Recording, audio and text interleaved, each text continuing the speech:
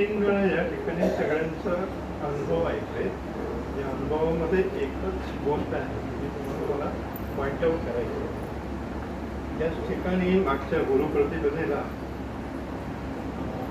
संधिवाताने आदल्या दिवशी हलताही येत नाही असं एक ताई होते. इथंच त्याने तो अनुभव सांगितला.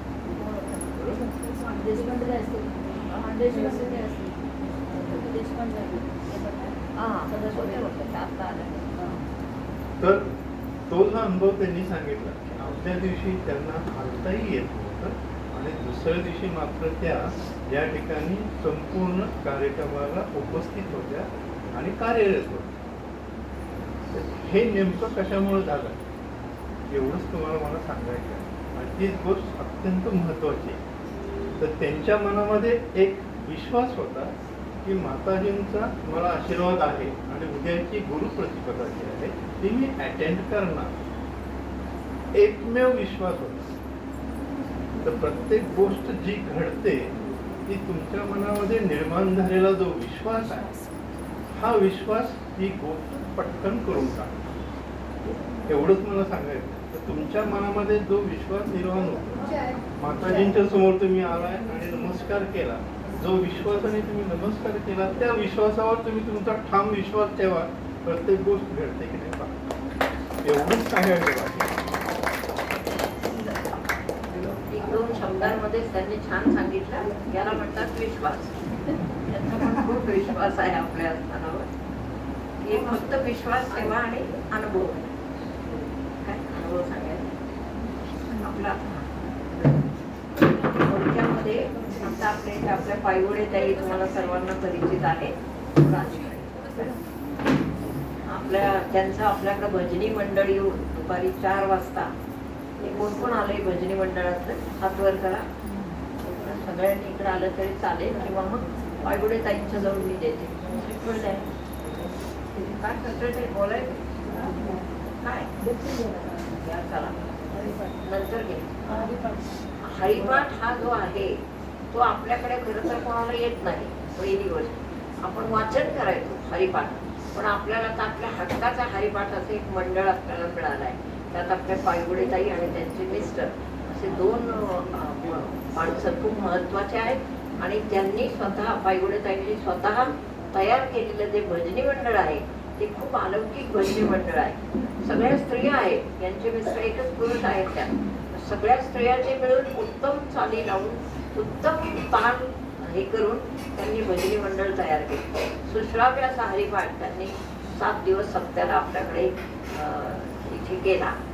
त्याच्यामध्ये आमच्या कंधारे ताई पण आहेत. कंधारे ताई एका विषयात खूप प्रवीण आहेत. एखाद्या दिवशी जर यांचे मिस्टर जर नसतील तर आमच्या कंधारे ताई उत्तम मृदुंग वादक आहेत की तुमच्या परिचयाचा असू द्या. तेव्हा त्या निमित्ताने मी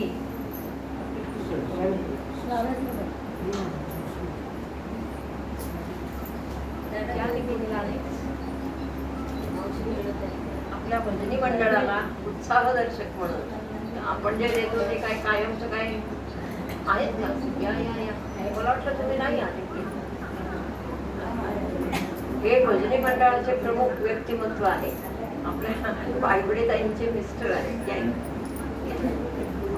त्यांच्या त्या भजनी मंडळाला उत्साह मिळावा आणि आपल्या इथला परमहंसांचा आणि माझा आणि आपल्या विवेक महाराजांचा आशीर्वाद मिळावा असा आशीर्वाद देऊन त्यांना 1001 रुपये आणि श्रीफळ मी अर्पण करीत आहे.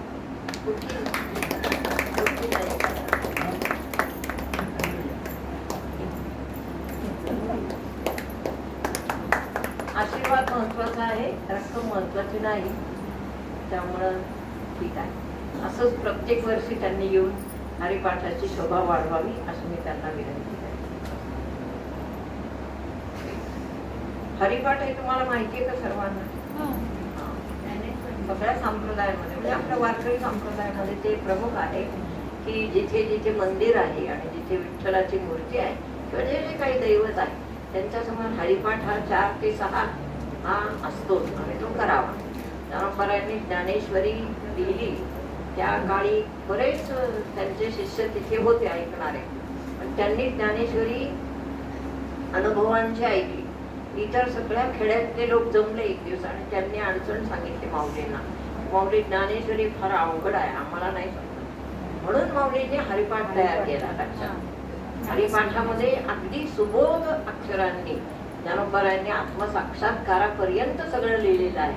तुम्ही सर्वांनी लक्षात घ्या. म्हणून हरिपाठ हा सप्त्यामध्ये झालाच पाहिजे असा नियम आहे. कळलं का? ती छोटी ज्ञानेश्वरीच आहे जी आपण आठवडाभर म्हणायची. त्याचा अर्थ हळूहळू मी तुम्हाला नंतर सांगेन. आज नको, आज विषय वेगळा आहे. सद्गुरु शरण. आता बोलायचं होतं, म्हणजे नव्हतं मला बोलायचं. आता 7 दिवस सप्ताह होता आणि हरिपाठाचं तर महिलांचं नाव दिलं होतं मी. आणि माझं तर डोळ्याचं ऑपरेशन होतं. आता कसं व्हायचं मी म्हटलं, पण गेले ऑपरेशनाला. तिथं प्रार्थना केली फक्त, त्यांची श्वासवर घेतला, म्हणजे मला काही कळू देऊ नका तेवढंच म्हटलं. आणि अक्षरशः मला फक्त ते इंजेक्शन घेताना दिसलं.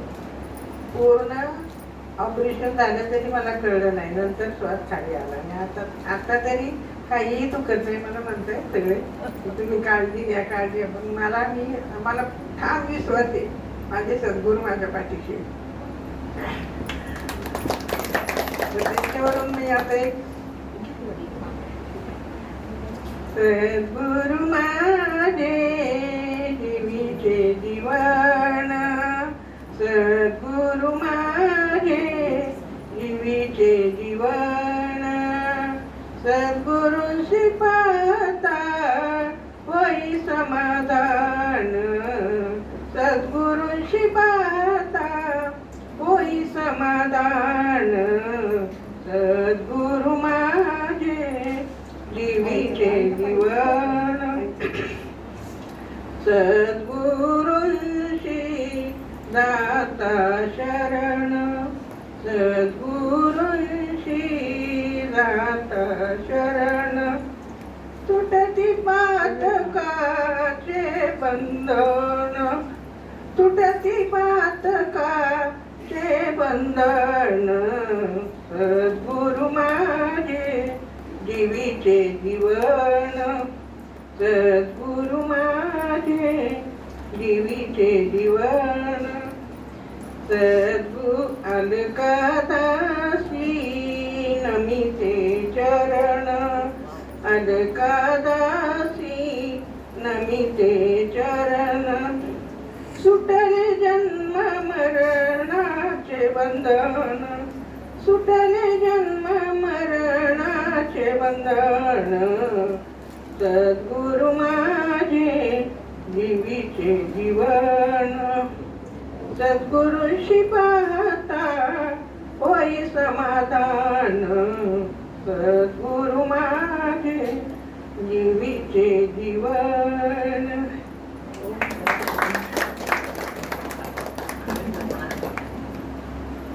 अलकाताई या 5 वर्षापासून, किती वर्ष झाली? 93-94 सालच्या त्या अनुग्रहित आहेत आपल्या. त्यामुळे तेव्हापासून थोडीच वर्ष झाली अनुग्रह घेऊन. आणि त्यांना गीत प्रगट व्हायला सुरुवात झाली. तेव्हापासून साधना करायला बसलं की गीत प्रगट व्हायचं. तीच त्यांचा अनुभव आहे. त्यामुळे इतकी गीतं झाली त्यांच्याजवळ आणि ते आता वेळोवेळी इथे हजर करतात. आणि फक्त सद्गुरूंची भक्ती हा त्यांचा मोठा नेम आहे. जिथे जाऊ तिथे नाम आहे. त्यांच्या मिस्टरांनी त्यांना माझा, म्हणजे मी अनुभव सांगते त्यांचा, बरीच वर्ष अशी गेली त्यांच्या आयुष्यात की दोघांनाही काहीही काम नाही. काहीतरी ड्युटी केल्याशिवाय, काहीतरी पगार असल्याशिवाय मनुष्य किती तुम्ही आध्यात्मिक हुशार असा, पण वेळेला हे नसेल तर अध्यात्म शून्य आहे, अध्यात्म देत नाही, असं लक्षात ठेवा. म्हणून जीवन, ते नंतर मी सांगणारच आहे तुम्हाला, जीवन हे सम्यक जगलं पाहिजे मनुष्य. सम्यक म्हणजे बरोबर. अध्यात्म आणि व्यवहार हा बरोबर साधता आला पाहिजे. तो पुरुष यशस्वी, ती व्यक्ती यशस्वी होती. कळलं? अध्यात्म एकीकडे येते चाललंय आपलं बरकटत, मग व्यवहाराचं काहीच नाही. मग दोन्ही मिळून सम्यक नाही झालं तर मग फसतच. अध्यात्म पण अध्यात्मात लक्ष लागत नाही, अवस्था येत नाही आणि मग बाकीचं सगळं व्यवहारही काही सुचत नाही, असं होतं. तर हे जर तुम्ही सम्यक राखलं, एकीकडे संसारासाठी किंवा आपल्या काही गोष्टींसाठी अर्थार्जन पाहिजे, म्हणजे पैसे मिळवलेच पाहिजे.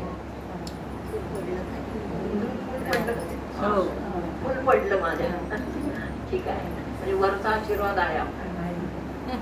तेव्हा सम्यक जीवन याचा अर्थ असा आहे की गीतेमध्ये पण हेच सांगितलं, अर्जुना तू व्यवहार सोडू नकोस.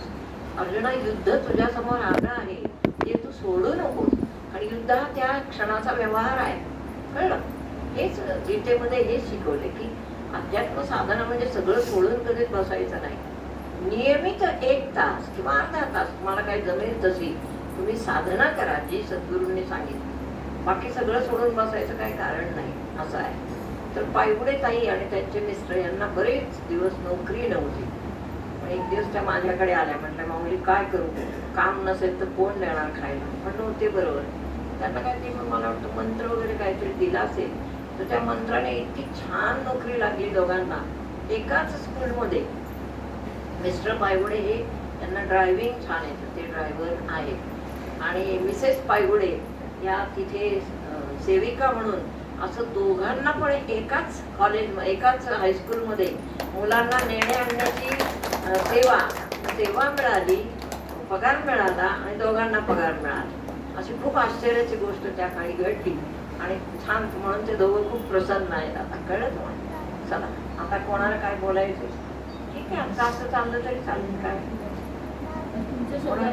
माझे शब्द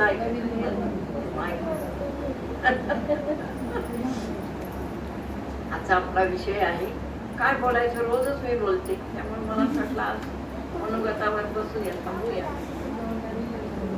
आपला मुख्य ग्रंथ आहे तो भगवद्गीता, माहिती आहे सर्वांना. होते का रेकॉर्ड? आज गुरुवार दिनांक 31/5/2024. खरं सांगू का, वार दिनांक आणि काय दुसरं याच्या पलीकडे गेलेली कधी माझ्या जाम लक्षात राहत नाही आज कोण वार आहे आणि किती दिनांक आहे. त्याची गरजच नाहीये. गरज नसल्यामुळे त्या लक्षातच राहत नाही माझ्या, आणि अवस्था पण त्याच्या पुढे आहे म्हणून ते लक्षात राहत नाही. रात्रंदिनात्मा हाची प्रसंग, त्यामुळे लक्षात नाही राहत. गुरुवार दिनांक शुक्रवार दिनांक 31/5/2024. कधी कधी मी 18 सालात जाते, कधी कधी 12 सालात, कळत नाही. घरी पण असंच होतं. मग मुलं हलवतात, अहो 12 साल नाही, आता किती साल आहे? 24 साल. मज्जा आहे. काय असंच असतं, कारण लक्षात कोणाला ठेवायचे? लक्षात फक्त ईश्वराला ठेवायचे, म्हणून असं होतं. बसा एक ठिकाणी, चला खाऊ दिलाय ना, बसा. आमचा आपण 10वा अध्याय या ठिकाणी प्रवचनाला घेतलेला आहे सांगायला. नमो विशद बोध विदग्धा. आजचा दिवस हा प्रवचनाचा नाही, बोधाचा नाही, कशाचाच नाही. आजचा दिवस हा परमहंसांच्या पुण्यतिथीचा दिवस आहे. आणि परमहंस ही काय शक्ती होती ते मी प्रत्येक वेळेला आता आठवडाभर तुम्हाला सांगत आलेली आहे. एक शक्ती दुसऱ्या शक्तीचं निर्माण करते. लक्षात, एक शक्तीतून दुसरी शक्ती अवतरित होते किंवा निर्माण होते असं म्हणूया आपण. तसं इथे आता तुमच्या सगळ्यांच्या म्हणण्याप्रमाणे झालेलं आहे असं आपण म्हणू. तुम्ही जे सांगता ना माझं कौतुक, ते सगळं माझ्या सद्गुरूंचं कौतुक आहे. ते शब्द सगळे त्यांच्याकडे जातात, कारण त्यांनी आशीर्वाद दिलेला. आशीर्वाद एखाद्या इतक्या पुण्यप्रद व्यक्तीचा असावा, प्रबल असावा, तेव्हा असलं काहीतरी तयार होतं. कळलं? म्हणून त्यांच्यासाठी हेच शब्द आहेत. नमो विशद बोध विदग्धा. ज्ञानेश्वर माऊली आपल्या सद्गुरूंचं वर्णन करतात. आता इथं मी माझ्या सद्गुरूंचं, ज्ञानोबरायांचं वाङ्मयच इतकं परम तीव्र आणि परम मनोहर आहे की त्या मनोहर याला हे नाही, थांग नाही. मनोहर याचा अर्थ जो जे वाचील, ज्याच्यासाठी वाचील त्याच्यासाठी ते उपयोगी पडते. कळलं? मध्येच नका आमचं प्रवचन आधीच कळायला पाहिजे होतं. नाही तसं नाही म्हणायचं. एकाने कोणीतरी सावध पाहिजे. सौभाग्यसंपन्न वज्रजय मंडित अनंतकोटी ब्रह्मांड नायक योगीराज जगद्गुरु महालक्ष्मी श्रीमन्माता की जय. बोध विशद करावा हे ज्ञानेश्वर माऊली. सगळे श्रोते म्हणायचे, माऊली तुम्ही किती छान ज्ञान सांगता. याचा अर्थ कळतो ना तुम्हाला? छान याचा अर्थ काय? श्रोते केव्हा खुश राहतात आपल्या सद्गुरूंवर सांगा. अवघड सांगितल्यावर नाही खुश राहत. संसारामध्ये जे उपयुक्त येते आणि ज्याच्यातून मनुष्याला चालना मिळते बुद्धीला, असं ज्ञान जो सद्गुरू सांगतो त्याच्यावर पब्लिक खुश असते. बरोबर. नमो विशद बोध विदग्धा. विदग्धा याचा अर्थ दग्ध म्हणजे तप्त तप्त झाले. बोध कधी येतो मनुष्याच्या मुखात? जेव्हा तो तपश्चर्येने तप्त तप्त होतो तेव्हा आपोआप बोध येतो. लक्षात घ्या. बोध येणे साधी गोष्ट नाही. बोध येणं किंवा करणं वेगळं आणि येणं वेगळं. साधी गोष्ट नाही. सद्गुरूंची अथांग अपार कृपा आणि सद्गुरूंची अपार सेवा ज्या प्राणाने केली त्यालाच हा बोध विशद होतो. म्हणून ज्ञानोबारायांना हे सांगितले, नमो विशद बोध विदग्धा. तुमच्या मुखातला बोध हे सद्गुरूंना असा येतो की त्यामुळे आम्ही विदग्ध होतो. विदग्ध म्हणजे काय सांगा? दग्ध. दग्ध म्हणजे काय? तीव्र वैराग्य आम्हाला निर्माण होतं. तीव्रपणे आम्ही तपश्चर्यायुक्त होतो केवळ तुमच्या बोधाने. नमो विद्या रविंद्र प्रबोधा. तुम्ही आम्हाला विद्या दिल्यामुळं तुम्ही आमचे कोण आहात? विद्येचे सूर्य आहात. विद्येचा प्रबोध तुमच्यामुळे होतो. परात प्रमेय प्रमदा विलसिया. वा. परात प्रमेय प्रमदा. कोण किती वाणी आहेत सांगा? एक आपली वाणी आहे नेहमीची. तिला आपण काय म्हणतो? वैखरी. पुढे परावाणी पश्चंती वैखरी, मध्यमा, पश्चंती पश्चंती आणि नंतर परा. म्हणजे काय दिले? परा प्रमेय प्रमदा. परा नावाची प्रमदाच मला प्रसन्न झाली आहे. प्रमदा म्हणजे स्त्री. परावाणी मला प्रसन्न झाली आहे असं कोण म्हणतं? ज्ञानेश्वर महाराज निवृत्तीनाथांना म्हणतात. नंतर नमो संसार. हे सगळं खूप आहे. शब्द जालम महारण्य खूप आहे, पण तरी ते आरण्य नको म्हणायला, आपण शिकूया थोडं. हे सद्गुरूंचं वर्णन आहे म्हणूनच फक्त मी सांगते, बाकी काय. नमो संसार तमसू. एक लक्षात घ्या, सद्गुरुनाथांचा अनुग्रह मिळाला, आपला अभ्यास सुरू झाला. आपल्या इथे तर सगळे अभ्यासच आहे. कोणाला काय कळो न कळो माणसं अभ्यासच करतात की नाही समजलं तरी अभ्यास करतात, समजलं तरी अभ्यासच करतात. कारण अभ्यास हे तद्रूप असा प्रश्न. ईश्वराला मिळवायचं साधी गोष्ट नाही, कधीच नाही. मुंगीने मेरू पर्वत चढल्याप्रमाणे आहे. मुंगी निघाली एक दिवस, मला सांगितलं तिने, तुम्ही काय शिकवता एवढं मोठं? काय विशेष नाही, मी आत्ता मेरू पर्वत चढून तुम्हाला सांगायला येते. मेरू म्हणजे हिमालय म्हणा थोडक्यात. आता पूर्वीचे नाव आता कुठे आहेत ते आपल्याला ज्ञात नाही. हिमालय सोडून आता उद्या सांगायला येते, जमेल का? तसे आपण सगळ्या मुंग्या आहोत की ईश्वराच्या दृष्टीने सद्गुरूंच्या अथांग ज्ञानासमोर आपण एवढं आहोत. आपलं स्वरूप कसं आहे? ठेंगणं आहे. बुद्धीचं स्वरूप ठेंगणं आहे. त्या ठेंगण्या बुद्धीला काय कळणार? मुंगेला काय कळणार? पर्वत काय असतो आणि तिथे कसं चढायचं असतं. बर्फ लागलं तर पाऊल कसं टाकायचं असतं. माती लागली तर कसं, ओली माती लागली, चिखल लागला तर कसं. हे अनुभव असतात. ते सगळे अनुभव सद्गुरूंच्याकडे ग्रहित असतात, धरलेले म्हणजे भरलेले असतात. आणि त्यांना माहित असतं चिखल लागला तर कसं पाऊल उचवायचं आणि मग पुढचं पाऊल पुढे, अंगठा कसा उचवायचा, मग मागचं पाऊल पुढे टाकायचं. त्याला म्हणतात पाऊल टाकायचं. बरोबर. मग तो अनुभव लागतो. मुंगीला जसं हे शक्य नाही ज्ञानोबाराय सांगितलं, तसं प्रत्येक प्रापंचिक जीवाला अध्यात्म साधनेमध्ये उत्तुंगता येईल हे शक्य नाही. म्हणून त्यांनी साधक ही संस्था काढली. घरी म्हणत होते मी काय बोलू तेच कळत नाही. शेवटी नमो विशद बोध वेद. साधक ही संस्था काढली. साधक ही संस्था म्हणजे काय? ज्या माणसांना ओढ आहे, ज्या माणसांना असं वाटतं की नाही हे सद्गुरुनाथा मला काहीतरी शिकवा. अगोदर सद्गुरु लोक आल्यावर लगेच म्हणत नाही की मला हे शिकव, शक्य नाही. लोक काय म्हणतात माहिती काय? माऊली तेवढं 10वीला पोरग बसले, प्रश्न तेवढं पास झालं म्हणजे मग मी येणार आहे बर. मी म्हणते बर, होतं पास पोरग, चांगलं होतं पास. मग पेढा पण कोणी घेऊन येत नाही आणि मला कळत नाही कोण आलं होतं आणि कोणाचा मुलगा पास झाला काहीच कळत नाही. तसंच तिकडे एखाद्याजवळ एक सिद्धी असते, म्हणजे तिला सिद्धी नाही म्हणत पण ती आहे. एखाद्या अडलेली बिचारी आली, सांसारिकच सगळे आहे, एखादे अडलेले आले, गरीब आले, गरीब ज्यांची पैशांची पण अति अडचण, पण मुलगा सर्वांनाच हवा आहे. आली माझ्याकडे, आई काय करू, 4 पोरी झाल्या पण मला मुलगा नाही आणि मी सासूरवाशी नाही. समाजातले प्रश्न पण लक्षात घ्यावे लागतात. नुसतं अध्यात्म उपयोगाचं नाही.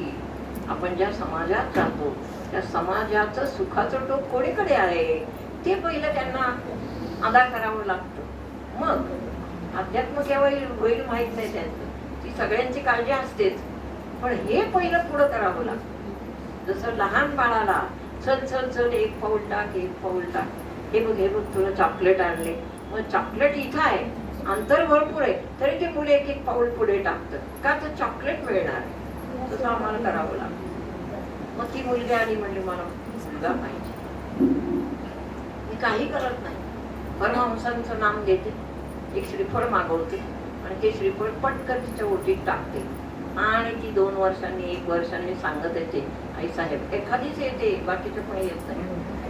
आई साहेब तुमच्या कृपेने, मला माझ्या कृपेने काही नाही होत. तुम्ही उगीच आमचे कमलेश सांगतात, तुम्ही त्यांच्यावर काही विश्वास करू नका.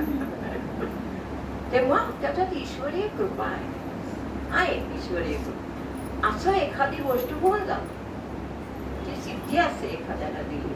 मला काय सांगितलं नाही माझ्या सद्गुरूंनी तुम्हाला ही सिद्धी दिली, तसं काय नाही. त्याच्या अथांग सिद्ध्या आहेत, खूप सिद्ध्या आहेत. सिद्ध्या म्हणायचं मुद्दा, एक एक सिद्धी आहे, अशा अनंत सिद्धी आहे. ते आता ओवीचं सांगणं घ्या. घरी काय मला वाटत होतं काय बरं बोलू, मी यांना महाराजांना सांगितलं आज काय बोलू, तर त्यांनी मला ही ओवी सांगितली, नमो विशद बोध विद. बरं कुठं कशात पाहायचं, आले आणि आता तुमच्या समोर बोलायला सुरुवात केली, काही पाहायला पण वेळ नाही मिळाला. काय पाहायचं, सद्गुरूंचं नाम घ्यायचं आणि बोलायला सुरुवात करायची. कारण त्यांनीच दिलेली ही वाणी त्यांच्या ताब्यात आहे, वाणी आपल्या ताब्यात नाही. जेव्हा वक्ता बोलायला उभा राहतो, किंबहुना ज्ञानेश्वरीचा वक्ता बोलतो, त्यांनी लक्षात ठेवलं पाहिजे की ही वाणी माझी नाही, ही कोणाची वाणी आहे, सद्गुरूंनी दिलेली आहे. ते ठरवतील हिने काय बोलायचं. आपल्या बळे नाही बोलवत सखा कृपावंत वाचा, तुकाराम महाराज. मग आता अनंत सिद्धी आहेत, अनंत भाषा आहेत, सगळं आनंद आहे समाजावर. पण आपल्याला जो मार्ग वाढवायचा आहे, त्या मार्गाचं वाढवायला प्रत्येक जण आला, मला म्हटला की नाही मला मंत्र द्या, दिला मंत्र. तर दुसऱ्या दिवशी मी त्याला विचारलं पाहिजे का झाला का साक्षात्कार. मंत्र घेणारा कसा आहे त्याचा अभ्यास सद्गुरूंना करावा लागतो. मंत्र घेणाऱ्याची परिस्थिती काय आहे त्याचा अभ्यास करावा लागतो. रिझल्टची लगेच वाट नाही पाहिजे, लक्षात ठेवा. आणि मंत्र घेणाऱ्यांनी तुम्हाला किती पैसे दिले याची वाट नाही पाहावी, म्हणजे हे नको पाहायला. सगळे पैशावाल्यांचे आश्रम मोडले की आता नाही, म्हणून मी पैशालाच भीते बाबा. पैसा लागतो, गरज असते, आश्रम चालवायचं म्हटल्यावर ते काही सोपं नाही. पण माझा विश्वास त्यांच्यावर आहे. गुरुजी अमकं करायचं म्हणजे ते कोणालाही पाठवतात, हे घ्या माऊली आम्हाला द्यायचे होते, बरं आणि इकडे द्यायचे, इकडे लगेच द्यायचे, जा काम झालं, कळलं.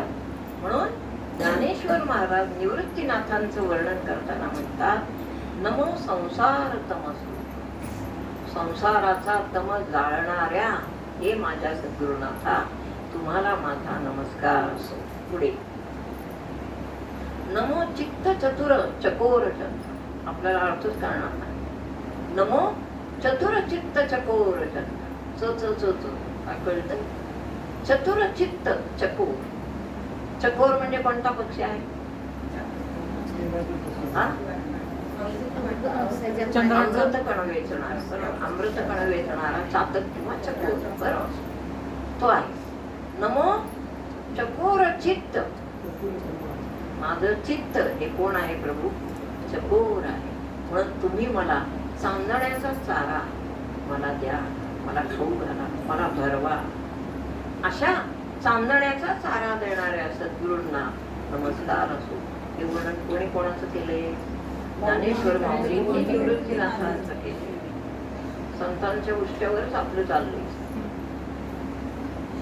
स्वतःची निर्मिती काय आहे?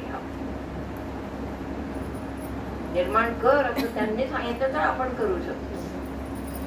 मला एक उदाहरण सांग.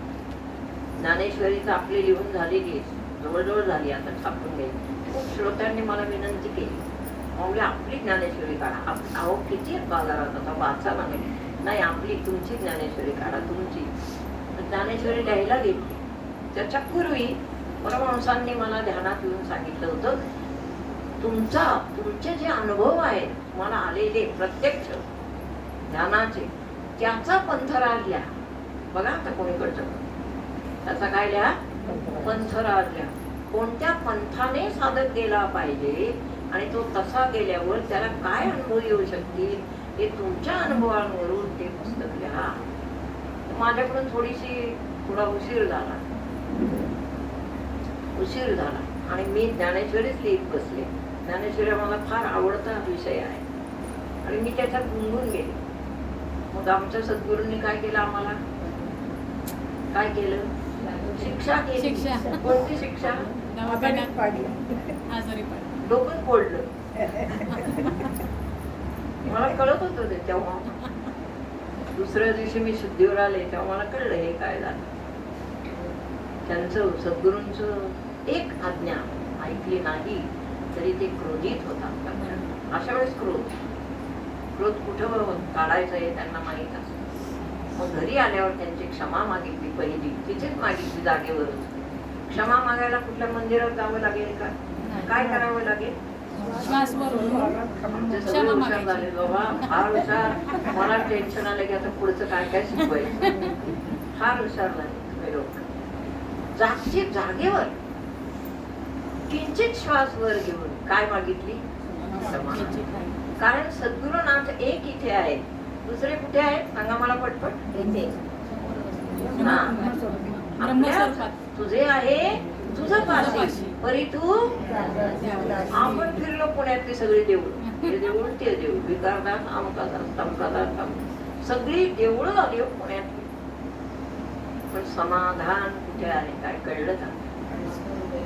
जोपर्यंत समाधान हा विषय येत नाही तोपर्यंत आपलं आयुष्य अर्ध लटकलेलं आहे. लक्षात, लटकलेलं.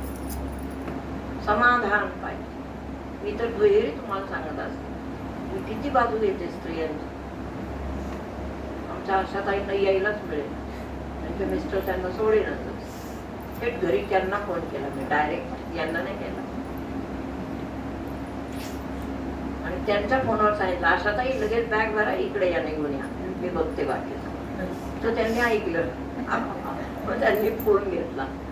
फोन घेतल्यावर म्हणाले, नाही आहे सर, मी पाठवतोच आहे, तुम्ही नका काळजी करू. झाला विषय संपला. एखाद्या स्त्रीला हौस आहे परमार्थ ऐकण्याची, का नाही पाठवलं? पण मी बोललोय, बाकी कोणी बोलत नाही. म्हणजे त्यांचं बोलणे खाणं चुकलं सगळंच. आता घरी जाऊन तेव्हा पुन्हा ते बघूनच काय करणार? नाही ना, काय ठीक आहे. म्हणून काय सांगत होते मी की प्रत्येकाला वचक पण पाहिजे, प्रत्येकाला पाहिजे. आणि जे जे आडलेले आहेत त्यांच्यासाठी परमार्थ तर किंवा ईश्वर तर मुद्दाम धावून येतो. लक्षात, देवकी आई आहे, ती तुरुंगात अडकली भगवान कृष्णांना चैन नव्हती. लक्षात, काय नव्हती? चैन नव्हती. लहानचे मोठे गोकुळात झाले, पण तोपर्यंत पुढं सारखी कोण दिसायची? आपली आई दिसायची. का बरं आई दिसायची? निरपराध पहिली. भगवंताला आई असो नाही तर वडील असो, तो निरपराध हवा, तो भाविक हवा, तो भक्तिमान हवा आणि तो श्रद्धावान हवा. त्या आईची श्रद्धा कृष्णावर आहे. आई म्हणून नाही, कित्येक जन्म तिने भक्ती केली त्यांची. पण भक्ताची श्रद्धा केवळ आणि केवळ त्याच्या दैवतावर पाहिजे, इकडं तिकडं नाही पाहिजे. मी तर असे भक्त पाहिलेले की बस, खूप भक्त पाहिले, आपल्यातले नाही, बाहेर. म्हणून भगवान कृष्णांनी 9 ते 10 वर्षाचं वय होतं न होतं. किती लहान असतात मुलं 10व्या वर्षी? आपली मुलं किती जातात 10व्या वर्षी? 5वी. त्यांना सांगा बरं काय. 10 वर्षाचा मुलगा झाला, कंसाचं आमंत्रण गेलं. हे सगळी निमित्त आहेत. लक्षात, ही सगळी निमित्त आहे. तसं पूर्वपुण्य ज्यांचं ओढवलं त्यांना ईश्वर निमित्त करतो आणि एखाद्या सद्गुरूंच्या जवळ आणून पोस्त करतो. लक्षात, हे सगळं आपल्या भाग्यात असावं. मागच्या जन्मी आपण काय कर्म केली त्याच्यावर इकडे सगळं अवलंबून आहे. तुम्ही गुरूंकडे आलात का, मग तुम्ही समजायचं आमचं पूर्वकर्म जरा बरं आहे. वर्गावे आमचे शिष्य आहेत काय काय आपले, त्यांना काय बोलवलं तर काय जमतच नाही, यायलाच जमत नाही. माझं कसं काय का, काही शिष्य आहेत ते पुण्यात येऊन इकडे येत नाही. भाग्य नाही. लक्षात, माणसाचं भाग्य सुद्धा खूप मोठं असावं लागतं. म्हणजे हे असावं लागतं की नाही, पुण्यात आल्या आल्या सद्गुरूंच्या दर्शनाला आलो, हे भाग्य लागतं. आणि इच्छाच होत नाही आपण, तो काय करणार, त्याचं भाग्य नाही. असं आहे. असं सगळं सांगून शहाणा करणाऱ्या सद्गुरूंना ज्ञानोबरा या ठिकाणी नमस्कार करतात. पुढे असं आहे, यातलं नकोच मला नाही सांगायचे. तेव्हा सद्गुरुनाथ हे काय कार्य करतात हे तुम्हाला मी आता सांगितलं की सद्गुरुनाथांचं म्हणजे सद्गुरु तोच जो शिष्याचं अंतःकरण ओळखतो, आतलं कळतं त्याला, बाहेरचं नाही. बाहेर तो पेंद्यासारखा वाकडा का असे ना आणि शेंबडा का असेल, तिला असू बघ कसा का असे ना, पण त्याचं आतलं जे अंतःकरण आहे ते जर आपल्या सद्गुरूंसाठी तळमळत असेल तर त्याला ते मान्यता देतात जास्तीत जास्त. कळलं का?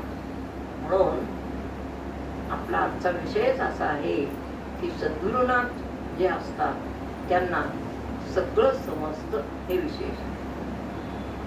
शिष्यामध्ये कोण अहंकारी आहे, कोण मतलबी आहे, कोणाच्या मस्तकामध्ये विचार काय चालले आणि स्वतःबद्दलची खात्री नाही, सद्गुरूबद्दलचा संशय आहे, हे सगळं समजतं इथे बसून. तुमचा चेहरा पाहिला की मला कळेल, दुसरा भविष्यकार आणायची गरज ऍट ए टाइम मी आता सर्वांचं भविष्य सांगू शकतो. म्हणजे आता कोण कशासाठी आले आणि कोण काय आहे असं. हा बरं उद्या तो विषय नाही. आज विषय आहे तो सद्गुरुनाथांचा. परमहंस सद्गुरु श्री समर्थ बाळकृष्ण महाराज हे 1900 किती साली भेटले आपल्याला? 86 साली मला भेटले प्रथम. आणि काहीतरी भाग्य उदयाला आला असेल, त्याच्याशिवाय असा सर्वतोश्रुत जो सद्गुरू आहे तो मिळत नाही. मोठे सद्गुरू मिळायला फार भाग्य. मोठे म्हणजे कशाने मोठे झाले ते? ज्ञानाने. त्या सद्गुरूंचा एक स्वभाव होता, बुडते हे जनन देखवे म्हणून कळवळा येतात. बुडत्यांना पाहवतच नसायचं, त्यांना पाहवत नाही म्हणून कळवळा आहे. कित्येक लोक असे होते त्यांच्या अलीकडं पलीकडं कुठं राहायचे, कुठं जवळ आपल्या प्रवचनाला यायचे आणि सगळ्यांना ते प्रसन्नपणे बोलायचे आणि सांगायचे. सगळ्या प्रकारचे शिष्य होते. मगाशी सांगायचं परमहंसांनी आज्ञा केली, बाळा तू आता काय लिही? पंथराज.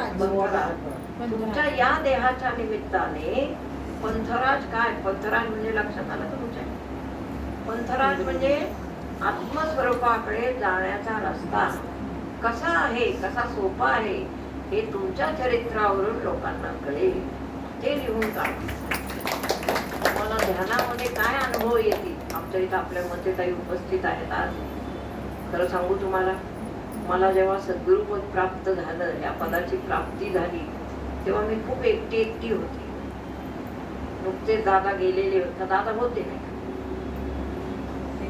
दादा होते. आणि सद्गुरु पदाची प्राप्ती तर झाली, पण मदत कोणाची नसायची. मुलं शाळेत जायची आणि सद्गुरूंची अशी आज्ञा आहे की माझी सेवा ही दररोज झाली पाहिजे, दररोज झाली. काही लोकांना नंतर असं वाटलं की सेवा यांनी, ते बरोबर आहे, जे वाटलं ते अगदी बरोबर. परमहंस होते तेव्हा 5-10 घराणी अशी त्यांची होती, अशी परिचयाची किंवा येणं जाणं जास्त ज्यांच्याकडे आहे, अशी आम्ही 5-6 लोक होतो. पण मुद्दा असा आला की सद्गुरुनाथांनी पूजा ही आमच्याकडे दिली आणि त्या 5-6 शिष्यांना, म्हणजे माझ्या मैत्रिणींना किंवा बाकीच्या लोक असं वाटून गेलं की ह्यांच्याकडे कशाला पूजा दिली, हे खूप असतं शिष्यांमध्ये. आम्ही काय नव्हतो का शिष्य, आम्ही पण त्यांचे आवडते शिष्य आहोत. मग हे त्यांनी त्या शिष्यांनी आपसात ठरवलं आणि मला सांगितलं. म्हणजे ताई आम्ही नाही हो त्यांचे शिष्य, आम्हाला पूजेचा अधिकार नाही का. म्हटलं तुमचं काय मत आहे. नाही म्हणे आम्हाला हॉलची किल्ली द्या, आम्ही पाळीपाळीची पूजा करू. म्हटलं ठीक आहे. मग मी आता माझ्यावरच विश्वास आहे, हे मी सिद्ध कसं करणार, काहीतरी त्याला केलं पाहिजे. मग त्या सगळ्या साधकांना मी चावी देऊन टाकली. त्यांना म्हटलं एक एक ओळीने येऊन पूजा करा. त्यांनी प्रत्येकाने केलं. पण गंमत अशी झाली, पूजा करून इथून गेले की त्यांचा ऍक्सिडेंट व्हायचा. फार वाईट, म्हणजे हे मला अपेक्षित पण नव्हतं. माझेच ते गुरुबंधू भगिनी होते, त्यामुळे असं होण्याचं कारण नाही. पण जो ईश्वर बसलेला आहे त्याला काय मान्य आहे हे विचारून आपल्या जीवनामध्ये सगळं करावं लागतं. कळलं? त्यांना मान्य काय आहे. त्यासाठी मग खूप कष्ट होतात जीवाला. मला आणि मैया साहेबांना कष्ट होतात, पण कोणाला सांगायचं, मला सांग कष्ट होतात. सकाळी पूजा आहे, दुपारी नैवेद्य आहे, संध्याकाळी परत दिवाबत्ती आहे, हे सगळं करावं लागतं. आणि इथे घरी आणि राजेश 3 ठिकाणी पूजा असते. मग आम्ही वाटून घेतलंय सगळं, ते तुम्ही हे करा मी ते करा असं आहे. मुद्दा असा की सद्गुरुनाथांवर विश्वास जो ठेवायचा आहे तो परमविश्वास. एक सांगितलं, दुसरं सांगितलं. एकदा अशी गंमत झाली माझ्या आयुष्यामध्ये की सद्गुरुनाथांनी आपला स्वात्मानुभव नावाचा एक ग्रंथ आहे महाराजांचा, तो ग्रंथ त्यांनी ते उद्घाटन केलं योग्य वेळी. आणि नारायणपूरचे महाराज सर्वांना माहीत असतील, आहेत ना माहिती. आता ते खूप आजारी आहेत असं मी ऐकलं, खूप आजारी आहेत. पण ते सर्वांना माहिती आहे, प्रसिद्ध आहे. त्यांनी 4 ठिकाणी भारतामध्ये काय काय केले, 4 आश्रम स्थापले. दत्ताचे 4 आश्रम त्यांनी निर्माण केले. हा, त्यांचं कार्य मोठं आहे. त्यांना अर्पण करण्यासाठी महाराजांनी आमचं सांगितलं की नवलेताई तुम्ही घरातले 4च्या-4 माझ्याबरोबर चला, 5 जण, आपण त्यांना ग्रंथ अर्पण करून येऊ. म्हटलं चला. मलाही ते स्थान पाहायचंच होतं, तोपर्यंत मी पाहिलं नव्हतं. 87-88 सालची गोष्ट आहे. नंतर मग आम्ही गेलो तर त्या ठिकाणी गंमत अशी झाली की ग्रंथ अर्पण झाला. प्रत्येक साधूची वेगळी विद्या आहे, लक्षात. प्रत्येक साधू वेगळं जाणून आहे, वेगळी विद्या आहे. प्रत्येकाची विद्या एकच नसते आणि सर्वांची विद्या आत्मविद्या नसते, हे पहिलं जाणं. आत्मविद्या ही सर्वात मोठी विद्या आहे. तिला आकलन करून घ्यायला कदाचित वेळ लागेल, कदाचित जन्म घ्यावे लागतील, पण आत्मविद्येच्या बहिर्मुख कोणी जायचं नाही, लक्षात. कळत? मग तिथे गेल्यावर त्या महाराजांनी थोडंसं त्यांच्या शक्तीला आवाहन केलं. आम्ही बसलो. मला सांगितलं तुम्ही 10 फूट पलीकडेच बसा, बाईला जवळ येऊ द्यायचं नाही. म्हटलं ठीक आहे, तुमचे नियम मान्य आहे. माझे मिस्टर होते, म्हणजे विवेक महाराजांचे वडील विवेक महाराज आणि आमचे सद्गुरुनाथ असे ते 3 बसले आणि मी इकडे बसले आणि महाराज तिथे. प्रत्येकाजवळ शक्ती असते, लक्षात. शक्ती विन कोणी नाही. आणि मग तिथे बसल्यानंतर मी बाजूला बसले, मला काही कळलं नाही, मी ज्युनियरच होते तशी. आणि एकाएकी महाराजांनी एकदम वरती पाहिला असं सगळं आकाशात पाहिलं आणि ते आमच्या सद्गुरुनाथांना समजलं. समजता क्षणी त्यांनी पण असं पाहिलं. पाहिल्यानंतर सद्गुरूंना समजलं की त्यांची जी शक्ती त्यांना प्रसन्न आहे ती त्यांच्या कानात काहीतरी सांगते आणि ते काय सांगते ते यांना समजलं.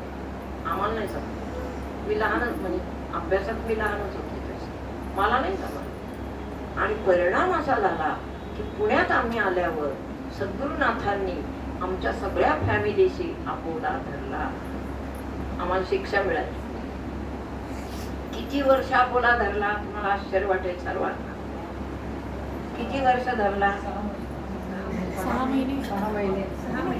6 महिने. पहा, तुम्हाला चालेल का मी एखाद्याशी 6 महिने नाही बोलले तर? हा, तुम्ही सगळे येऊन इथे रडत बसा, मला ते पण करायची परवानगी नाही. तरी पण मी एक गोष्ट करायची, प्रवचनात जायचं, प्रवचन ऐकायचं, घरी जायचं. मी पण त्यांना त्रास होईल म्हणून असं कधी विचारलं नाही की सद्गुरुनाथा काय झालं तुम्हाला, आमच्याशी का बोलत नाही, काय? आपण असं विचारू शकत नाही मोठ्या माणसाला. ते काय आपले नोकर आहेत का? कशाला विचारायचं? मोठ्या माणसाला असं विचारायचं नाही. आणि तात्विक माणसाला तर नाहीच. समदर्शी माणसाला विचारू नाही. ज्ञानेश्वरांना आपण विचारू शकतो का, माऊली आम्ही एवढं दर्शनाला आलो, आम्हाला का नाही दर्शन दिलं जवळून, असं विचारतो का? कुठं दगडावर आपटा डोकं तिथं तरी तुम्ही मुक्त व्हा, अशी आळंदी आहे. लक्षात. कुठल्याही दगडावर आळंदीच्या डोकं आपटा, मुक्तीचं सामर्थ्य आहे त्या दगडामध्ये, तुमची मुक्ती होईल कुठल्याही दगडावर, असं मी म्हणतो. आमचे सद्गुरुनाथाने, हा विषय थोडा बाजूला टाकते नंतर घेते. सद्गुरुनाथाने आम्ही 5-6 शिष्य असे आळंदीला एकदा गेलो. आळंदीची महती महाराजांनी सांगितलेलीच असायची आणि नेहमी सांगायची, आळंदीच्या भूमीवर पाऊल ठेवलं की ती माती घेऊन कपाळाला लावा. मग आम्ही तसंच केलं. एसटीनेच गेलो होतो तेव्हा, अशा गाड्या वगैरे नसायच्या. पण मी पहिलं पाऊल ठेवलं. मला खूप वर्षापासून आळंदी माहिती, माझ्या आईवडील तिथंच राहायचे त्यामुळे सगळं माहिती, पण महिमा कुठे माहिती होता. मग पाऊल ठेवता क्षणी मी माती घेतली आणि कपाळाला लावली. आणि आश्चर्य काय झालं माहिती, मंदिरात जेव्हा आम्ही गेलो तेव्हा पहिल्याच पायरीवर पाय ठेवता क्षणी असं सरळ माऊलींची किरण पायातून आला. असं सामर्थ्य असं सद्गुरूंच्या बोलण्यात. माऊलींची किरण सगळीकडे पसरलेली आहे. आपल्याला कोणाला अनुभव येतो? येतो. आमच्याकडे आहे तो असेल, कोणाकोणाला येतो? वा वा, येतो. असा तो अनुभव आहे. असं सर्व पायातून आत. ते का? आपलं लक्ष माऊलींच्या चरणाशी आहे. आपण तिथे शरण आहोत. म्हणून आता मी मगाशी कोणतं सांगत होते आपलं? नारायणपूर. मग गुरुजींनी 6 महिने अबोला घातले. किती महिने? 6. ज्या व्यक्तीला एक क्षण सद्गुरूंचं दर्शन नाही झालं, आता क्षण मिळतच नव्हते. मी तर सर्व्हिसला होते आणि सगळेच यांचे वडील पण सर्व्हिसला होते, तेव्हा क्षण वगैरे नाही, पण जेव्हा दिवसातून एकदा मिळायचं ते आम्हाला छान वाटायचं. पण तेही दर्शन बंद झालं. तुम्हाला सगळ्यांना, तुम्ही इथं आलात आणि मी सांगितलं की नाही दर्शन आता बंद झालं, असं अजून नाही आपल्याकडे. बहुतेक करू नका कोणी तसं, पुढे पण करत नाही. काय केलं? पुढे पण करू नका तसं. नाही चला आता दर्शन बंद झालं नंतर या, असं कोणीही करायचं नाही. दर्शन मिळेल असं सांगायचं. हा, तेव्हा दर्शनच बंद झालं. सद्गुरूंनीच केलं. अपराध झाला असं मला वाटतं. आपलाच काहीतरी अपराध झाला म्हणून सद्गुरूंनी दर्शन. ज्ञानेश्वरी ऐकायची, निमूट खाली बघून आणि निघून जायचं. मी पण बोलू शकले नाही कारण भीती वाटायची त्यांची. पण एक दिवस 6 महिन्यांनी असा उगवला आणि घरामध्ये मुलांना आणि सगळ्यांना अशी ताकीद दिली, या घरात परमहंस समर्थ श्री सद्गुरू बाळकृष्णानंदांशिवाय कोणत्याही गुरुचं नाव घेतलं तर मी आहे मग तुम्हाला. घरात सगळ्यांना ताकीद. पण सगळ्यांनी भिवून कुठल्याच गुरूंचं नाव घेतलं नाही. फक्त आपल्या सद्गुरूंच्या नावाचा जप चालू असायचा. असे घाबरले सगळे. मग 6 महिने झाले. मी पण तोपर्यंत दम काढला. कधीही सद्गुरूंना मी विचारलं नाही की तुम्ही का माझ्याशी बोलत नाही. असं सद्गुरुनाथ नसतात, इतके कोरकट नसतात. तुम्ही का माझ्याशी बोलत नाही, एवढं काय झालंय तेव्हा. ही सगळी घरगुती भाषा आहे. सद्गुरूंना अशी भाषा नाही चालत, एवढं काय झालंय तेव्हा. घरगुती भाषा आहे. सद्गुरू हे अधिकारी वर्ग असतो, त्यामुळे त्यांच्याशी अशाच भाषेत बोलावं लागतं, गुरुवरून राहावं लागतं. आणि मग एकदा गुरुजी घरी चाले, पायावर पाणी घातलं, काही बोलले नाही. आणि नंतर सद्गुरुनाथांना आसन दिलं. सद्गुरुनाथ बसले आणि त्यांनी हसून हसून नवले कुटुंबियांचा जय जयकार केला. म्हणजे म्हणजे काय झालं, काय झालं काय. तर ते म्हणलं नाही नवलेताई, तुम्हाला मी एकदाच सांगितलं की दुसऱ्या महाराजांचं नाव घेतलं तर बघा, मला माहित नाही काय झालं तिकडे, हेच आम्हाला कळलं नाही. दोन्ही महाराजांनी असं वर बघितलं, त्यांच्यात काय झालंय मला कळलं नाही, मी ज्युनियर होते तर. नंतर त्यांनी सांगितलं आम्हाला काय झालं. आणि मग त्यांनी सांगितलं की मी पुण्यात आल्याबरोबर सर्व शिष्यांना घरी जाऊन जाऊन सांगितलं आपल्यातल्या नवलेताई गेल्या. कुठं गेल्या म्हटलं, म्हणजे गुरुजींना पण खात्री नाही आली की कुठं जाणार सोडून. जो सद्गुरू आत्मज्ञानासारखं ज्ञान देतो, स्वच्छ बुद्धी जो करतो, जो बुद्धीत मळ राहू देत नाही आणि ईश्वराला शरणागत कसं जायचं हे जो शिकवतो, त्याला सोडून आपण कुठे जाणार. मला सांग काय आहे जगामध्ये इतकं मोठं, काहीच नाही. आणि मग त्यांनी सगळ्यांना आम्हाला शाबासकी दिली. म्हणाले नवलेताई, मला नवलेताईच म्हणायचे, नवलेताई शाबास, तुम्ही मुलांना सुद्धा इकडं तिकडं जाऊ दिलं नाही. तुम्ही सांगितलं की या त्या गुरुचं नाव मनात घ्यायचं नाही, याला म्हणतात एकनिष्ठता. म्हणून ते सद्गुरूंना मान्य असतं की असा जो शिष्य आहे तो मान्य आहे, असं असतं. बाकीचं काय, बाकीचे सर्व शिष्य विद्वान आहेत आणि शहाणे आहेत, सगळं आहे, साक्षात्कारी पण आहेत, सगळं आहे. नाही 6 महिने न बोलण्याचं कारण काय सांगू आता. तुम्हाला घ्या बोलून 6 महिने न बोलण्याचं कारण असं झालं, सर्वांनी नीट ऐका. काही काही शिष्य नारायण कुर्ते पण इथं असतील, सांगता येत नाही, पण तरी काही हरकत नाही, वाईट काही नाही झालं. तिथे मी गेले. खरं तर हे मागचं एक कारण आहे की आमच्या सद्गुरूंनी एका कार्यक्रमाला नारायण महाराजांना पुण्याच्या राळकर राम मंदिरात बोलवलं होतं. तेव्हापासून त्यांचा परिचय होता. पण मी जी प्रेमळ गीतं लिहिली किंवा जे जे काही मला आलंय, आणि आमच्या सद्गुरुनाथांनी वर्णन केलं असेल भरपूर. एक व्यक्ती आहे, ती आता साक्षात्कारी झाली, ते असं झालं, ते तसं सांगायची माणसाची असते घाई. त्यानुसार तिथं जाऊन मी बसले, तेव्हा त्या महाराजांनी त्यांच्या शक्तीला आवाहन केलं आणि ते असे बघायला लागले. तर त्यांची शक्ती त्यांना सांगत होती, सांगू ना सर्वांना, हरकत नाही. त्यांची शक्ती त्यांच्या कानात सांगत होती की या व्यक्तीला आपल्याकडे खेच, ह्याच्यात काही विशेष नाही, असू शकतात. म्हणून you all be careful about you. सर्वांनी टाळ्या वाजवा. हा दृष्टांत का द्यायचा, तुम्ही सगळेजण तुमच्या बाबतीत केअरफुल राहा. हुशार जर असाल, तुम्ही सगळेच हुशार आहात, आणि माझा एकही शिष्य दुसरीकडे गेलेला मला चालणार नाही. आता परत टाळ्या. चालेल का मला सांग. आपण रोप लावायचं आणि मग तिकडे जाऊन काय ते झालं, ते याच्यासारखं रुक्मिणी आणि कोण सत्यभामा, फुले का पडती शेजारी, तसं नको, कळलं. म्हणून ती शक्ती महाराजांना सांगते आहे अधांतरी. त्यांची शक्ती बाहेरची आहे, आपली शक्ती आतली आहे. अधांतरी फिरून सांगते आहे, ही व्यक्ती आहे ना, म्हणजे मी, यांना सोडायचं नाही, यांना आपल्याकडे आकर्षित करा. कारण ही व्यक्ती खूप अभ्यासू आहे, एकनिष्ठ आहे, चालतंय. आणि आमच्या गुरूंनी जे पाहिलं, आता यांना नाही सांगते दृष्टी दिव्य, त्यांनी पण असं पाहिलं की ती शक्ती या माणसाला सांगते. शेवटी यांनी पण, म्हणजे यांना तो राग आला की ही व्यक्ती त्या माणसाने खुशाल खेचून घ्यायची, म्हणजे शक्ती म्हणून. ते यांना मानवलं नाही आणि हे रुसले. इकडे रुसले म्हणजे बोले ना सुद्धा. पण मी बोलायला लागल्यानंतर मी त्यांना सांगितलं, सद्गुरुनाथा, तुमची एवढी माझ्याबद्दल खात्री नाही का? कशी मी सोडून जाईल आपला आश्रम म्हणा किंवा आपलं तुमचा उपदेश म्हणा कसे सोडत नाही. असा एक आयुष्यामध्ये दिव्य भाव आला होता. ही काय असते माहिती का तुम्हाला? ही सद्गुरुनाथांनी घेतलेली आपली परीक्षा असते. बाकी काही नाही.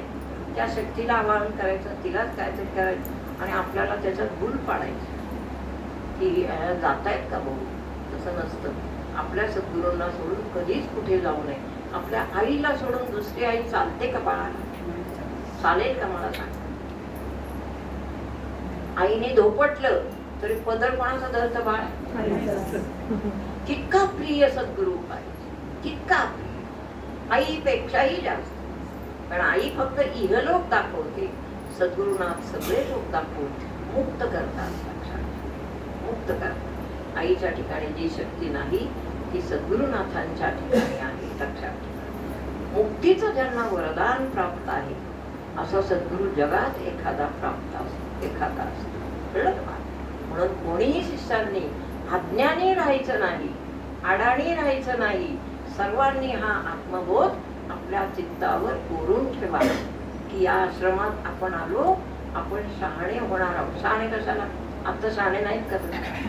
तुम्हाला काय 1000 रुपये देऊन पाठवलं काय तुम्ही वेडे होणार आहात का? तिकडे नाही. जे पाहिजे तेच आणणार. कशासाठी शहाणं सांगा? मी कोण आहे याच तुम्हाला अज्ञान आहे. हु आर यू?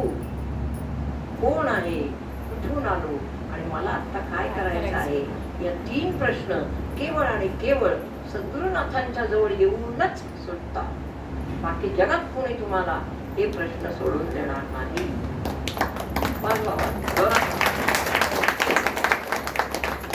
ज्यांना अशी शंका आहे की मी कोण आहे, माऊली मला सांगा, हम बोल सकता है. एकदा एका माणसाने मला विचारलं, एक थोडं आटपते आता 2 वाजली. एक महाराज आले. इथे पुढे दुकान होतं, किराणा माल, मेडिकल आहे ते. तिथे थांबले आणि त्यांनी विचारलं, त्या इथे माई आहेत अंबा माता, त्या कुठे? डायरेक्ट त्यांनी मला अंबा माता म्हणून पुकारलं. त्या कुठं आहेत? मला हसूच आलं त्यावेळेस. ते म्हणले नाही, ते त्यांचे शिष्य इथं आहेत वर, लबडे काका इथे राहत होते पूर्वी. तर त्यांना विचारा. मग ते लबडे काकांकडे गेले. लबड्यांनी मला फोन केला.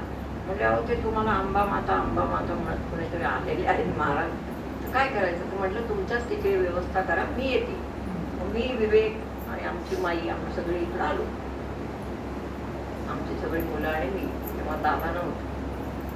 आलो नंतर मग ते बसलो आणि त्या महाराजांनी एक फळ वगैरे कट केलं आणि मला दिलं.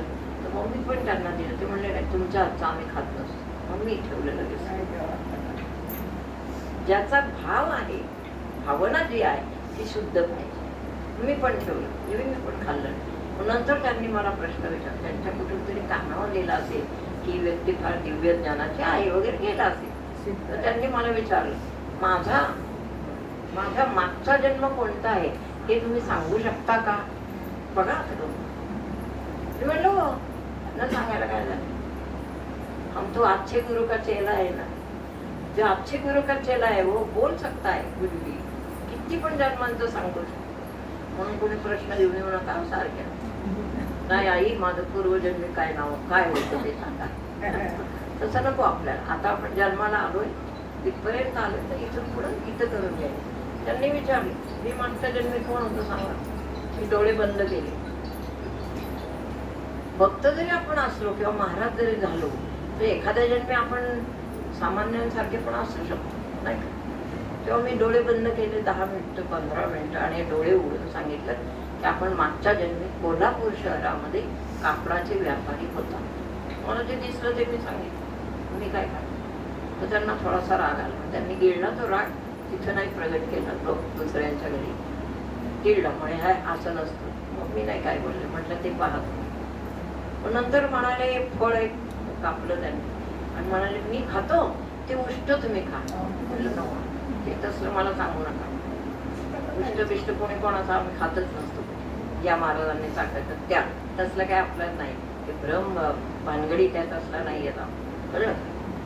त्यांना म्हटलं नाही, मी नाही खाऊ शकत. ते तुम्हाला खायचं असलं का मीही तुम्हाला उष्ट देणार नाही, मी तुम्हाला देऊच नका.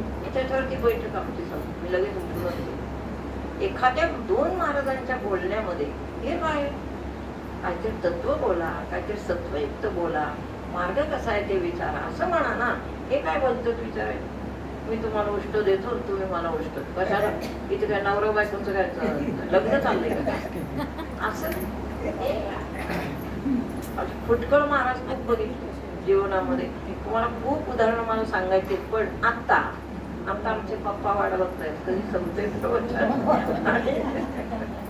2 वाजलेले आहेत. सर्वांच्या पोटामध्ये भुकेची थोडी तरी आठवण झाली आहे का? अजिबात नाही नाही. झाली. पण सगळ्यांसाठी नाही झाली. अरे नाही बापरे. झाली. शिष्य फार पक्के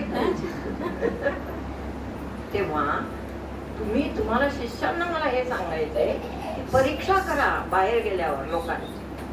उगीच कुणाचं काही ऐकू नका. परमार्थ शास्त्रामध्ये संसारातल्या शंका विचारा, पण ते पण अंगात येणाऱ्या माणसांना संसारातल्या सुद्धा शंका विचारू नका. आपल्या गुरूंना विचारा आणि अध्यात्मातल्या शंका तर गुरूंनाच विचारा, बाकी कोणालाही विचारू. तुम्हाला काय अडलंय ते विचारा. आमच्या पोतडीत बरंच भरलेलं आहे. कुठलं काय असेल ते देईन तुम्हाला. आईंना विचारायचं पण तसं गरज लागत नाही. मी नुसतं म्हणलं होतं माफ करा, त्याच्यावर तुम्ही आई फोन केला साहेबांना. हा. हे आपोआप होऊन जाते. हो, काय विचारायची गरज आपोआप नाही. होऊन कसं असतं, एकदा ते शिष्यांच्या मनातलं अंतरीचे सगळं ओळखावं लागतं. पण ते काय मी मुद्दाम करत नाही. मग नाही, प्रवचनातून आपोआप सगळे. प्रवचनातून सगळ्यांच्या शंका फिटतात असं हे म्हणतात, सगळेच म्हणतात. पण असं आहे म्हणून ढोंगीपणा, मला कोणीतरी चांगलं म्हणावं, मी फार मोठी आहे हे दाखवावं, दॅट इज रॉंग. हे कधी अध्यात्म साधनेत करू नका प्लीज. माझी तुम्हाला काय आहे विनंती आहे, ढोंगी अध्यात्म करू नका. त्याने तुम्ही बुडाल आणि 7-8 जन्म बुडाल, 1 जन्म नाही.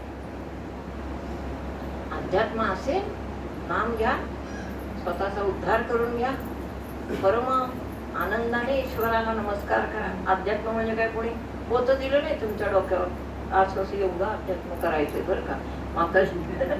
माताजींचं फार मोठं अध्यात्म आहे, ते काय आपल्याला जमत नाही असं नका म्हणा प्लीज. जो न जमणारं ओझं मी कोणाला देत नाही. जो साधक विचारायला आला की माऊली ह्याच्या पुढे काय साधन आहे, त्याला साधन आहे. आणि एखादी स्त्री किंवा एखादी कोणी पण विचारायला आले की माऊली हे मला जमत नाही, तर त्याच्या पुढे सांगा. डॉक्टर जो एक्सपर्ट डॉक्टर असतात ना, पूर्वीचे होते ते. खोकला आलाय का, एवढा हा डोस घ्या, त्याच्यावर खोकला राहायचा. आता म्हणजे लगेच 7 अँटीबायोटिक, चलो मशीन. हे नाही तर ते. हा, आणि परत रिपोर्ट घ्यायला या, रिपोर्ट परत रॉंग आला म्हणून परत ब्लड द्या. हे असं हॉस्पिटलमध्ये येतात त्या चर्चा, तुम्हाला माहिती आहे. आपल्यामुळं दुसऱ्याला कमी त्रास होईल असं वागा व्यवहारामध्ये. आपल्यामुळं त्रास नाही झाला पाहिजे, आपल्यामुळं कोणाचा व्यवहार बुडेल असं कधी वागू नका. कळलं तुम्हाला? म्हणून मी सांगते की अध्यात्म हे फार अवघड काहीही नाही. अध्यात्म म्हणजे तुमचा सर्वांचा संसार आहे, तो नीट सांभाळा आणि उरलेल्या वेळामध्ये, नाही तो वेळच उरत नाही हो, असं घड्याळ लावून सांगतात लोक. किती प्रयत्न केला पण वेळच उरत नाही, मग मर. वेळ उरला नाही तर मर. आणि मरायला कसा वेळ मिळेल ना. असं वेळ नाही उरत हे नाही मला आवडत. हा, कर मर आणि परत कर असा. वेळ नाही उरत ही सबबच सांगायची. मरताना आपण देवाला सांगू का? काही लोक हुशार असतात, देवाला पण सांगतात देवा अमक्या वेळी नको येऊ बरं का. कोणत्या वेळी येऊ? यमराज एकदा एका माणसाचे बोलायला लागले आणि म्हटलं की मी येणार आहे बरं का रे आमच्या वेळेस, आमच्या वारी.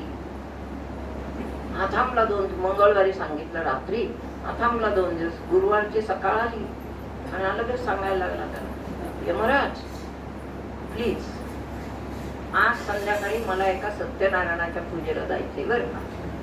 ते लोक ओरडतील ना म्हणून जरा येऊ. बर, एकदा मान यमराजा.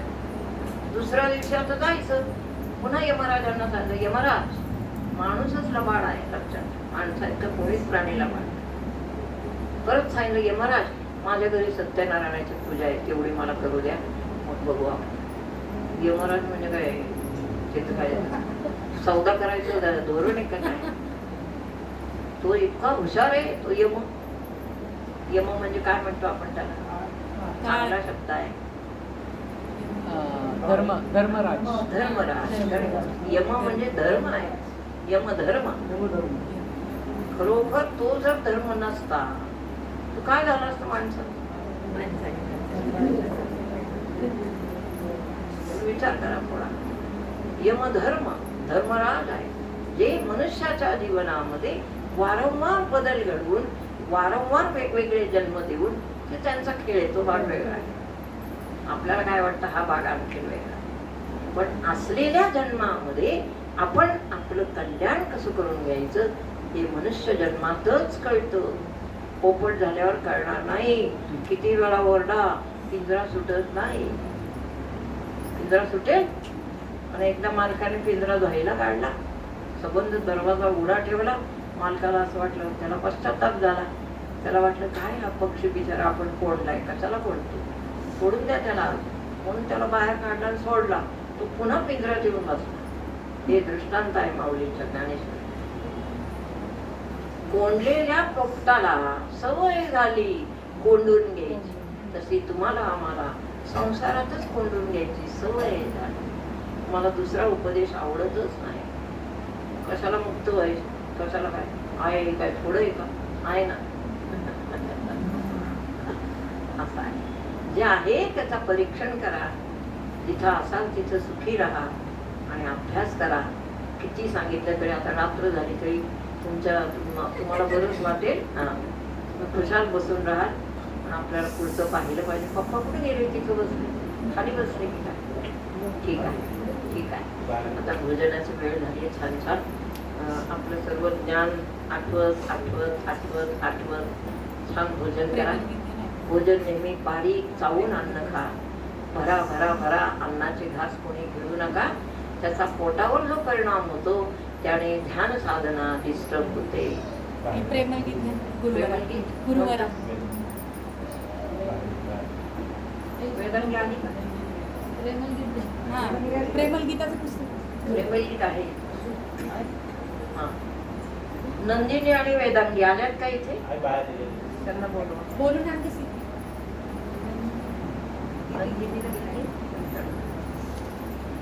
आपल्या इथे परवा 10वीचा रिझल्ट लागला. त्यात उत्तीर्ण झालेल्या मुलींना, आपल्या विश्वयोगाच्या मुली आहेत त्या, त्यांचा आपण थोडासा त्यांना गोड गोड बक्षीस देऊन त्यांचा सत्कार करतो. काय म्हणायचे? गुरुवारा गुरुंचं आहे ना. छान आहे. नाही, गुरुवारा शतवार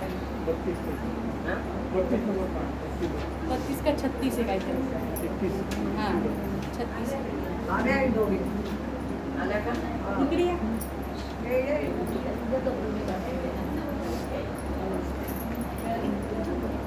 वेदांगी आणि नंदिनीने इकडे यायचं आहे. कुठं काय? हा?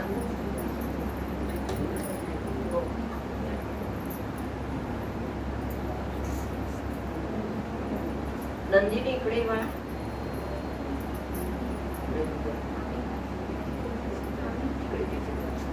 असं इकडे ये, म्हणजे तुला इकडे ये. म्हणजे असं तुला दिसेल. हां सर्वांना सांगते मी की आपल्या विश्वयोगाच्या या 2 साधिका आहेत. आमची वेदांगी आणि तिची मैत्रीण नंदिनी. 10वी मध्ये अत्यंतिक परिश्रम करून यांनी सुंदर मार्क्स पाडलेले आहेत आणि त्यांना शाळेने सुद्धा खूप मोठं बक्षीस जाहीर केलेलं आहे. त्यामुळे आपल्या विश्वयोगातर्फे आपण जर यांची दखल घेतली नाही तर त्यांनाही ते वाईट वाटेल ना. त्या आपल्या विश्वयोगाच्या मुली आहेत. तेव्हा हुशार मुलगी आहे ही नंदिनी. अत्यंत सुंदर अभ्यासाची पद्धती, चिंतन मनन, आणि त्यामुळे तिला पडलेले मार्क्स हे काही साधं काम नाही. खूप परिश्रम आहेत त्याच्या मागे. तिची दिवसेंदिवस, आणि तुम्हाला सांगते, प्रगती हा शब्द वापरू नका विश्वयोगाच्या लोकांना. काय सांगायचं? उत्कर्ष. उत्कर्ष. उत्कर्षा कुठे गेली? आहे ना. प्रगती शब्द कधी वापरायचा नाही. प्रकर्षेण गती. गती म्हणजे जन्म मरणाची गती, देणे डेरे घेणे. पण उत्कर्ष म्हणजे ऊर्ध्व जाणे. कळलं? म्हणून असा उत्कर्ष आमच्या नंदिनीने साधलेला आहे 10वी मध्ये. आता त्यांच्या मनासारखे त्यांना कुठली 95% त्यांना यांना 95% मार्क्स आहेत. आणि म्हणून आपल्या विश्वयोगातर्फे हे बक्षीस तिला देत आहे. छोटंसं. इकडे बघ ना तिकडे. इकडे बघ, फोटो काढा. हा, बघू. फोटो काढा सर्वांनी. मंगलमूर्ती मोरया. प्रेमलमूर्ती मोरया. या. आणि वेदांगी तर तुम्हाला सर्वांना माहिती आहे. विवेक महाराजांची ती सुकन्या आहे. तिलाही तिने 90% मार्क्स मिळालेले आहेत. तिला पण विश्वयोगातर्फे तिचं कौतुक आहे. आपल्या विश्वयोगाच्या गायनामध्ये ती सहभागी असते कायम. त्यामुळं तिला गायन, वादन, बाकीचे सगळे छंद आहेत. ते सर्व छंद तिने जोपासावेत आता मोठी झाल्यावर. आणि त्यासाठी विश्वयोगातर्फे ही मंगलमूर्ती मोरया. प्रेमलमूर्ती. मोरया. वेदांगी आणि नंदिनी यांनी सत्काराला काहीतरी 2 शब्द दोन वेदांगी.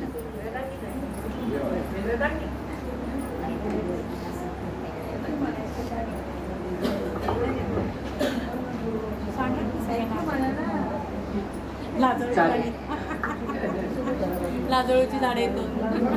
या ठिकाणी आता माताजींचं महासंदेश पवित्र पुण्यतिथी निमित्त संपन्न झालेला आहे. आता सर्वांना महाप्रसाद होणार आहे. तत्पूर्वी महाआरतीचा कार्यक्रम या ठिकाणी प्रेमल गीताची सेवा सर्वांचा होईल. आग्रह म्हणून एक प्रेमल गीत मी गाते आहे. या प्रेमल गीताचा इतिहास तुम्हाला माहिती आहे का सर्वांना? का काहींना नाहीये? प्रेमल गीताचा छान आहे, तुम्हाला नाही माहिती. छान इतिहास आहे. सद्गुरूंचा सद्गुरूंचा अनुग्रह झाल्यानंतर मी वारंवार ध्यानाला बसू लागले. त्यांनी सांगितल्यानंतर तर ध्यानाला बसले बसले बसले तर जवळजवळ वर्ष झालं. ध्यान साधना अपार झाली त्यांच्या कृपाबळावर. आणि आम्ही तर सर्व्हिसला असणाऱ्या लेडीज आहोत. या मी आणखी काही आहेत आमच्या भगिनी, त्या पहिल्यांदा बोललेल्या अशा आहेत. तेव्हा सर्व्हिस करता करता सर्व्हिस मधून वेळ मिळेल तसं आवडीने ध्यान करायचं, सवडीने नाही. जेव्हा आपण ज्या क्षणी बसू त्या क्षणाला चित्त लागलं पाहिजे. चित्त चाकाटले आटू गेल इतकं चित्त ईश्वराजवळ गेलं पाहिजे. बस दुसरं काही नाही भासलं पाहिजे. शरीराला, मनाला, चित्ताला. कळलं? मध्येच काही विचार नाही आले पाहिजे. असा सगळा संकल्प करून मी बसायचे. आणि गुरुकृपा ही विशेष आहे याच्यामध्ये. म्हणून पुढे पुढे असा चमत्कार व्हायला लागला की मी ध्यानाला बसले की वरून मला शब्द यायचे, बुद्धीतून शब्द यायचे. आणि ते शब्द येण्याच्या अगोदर तिथे स्वर प्रगट व्हायचे.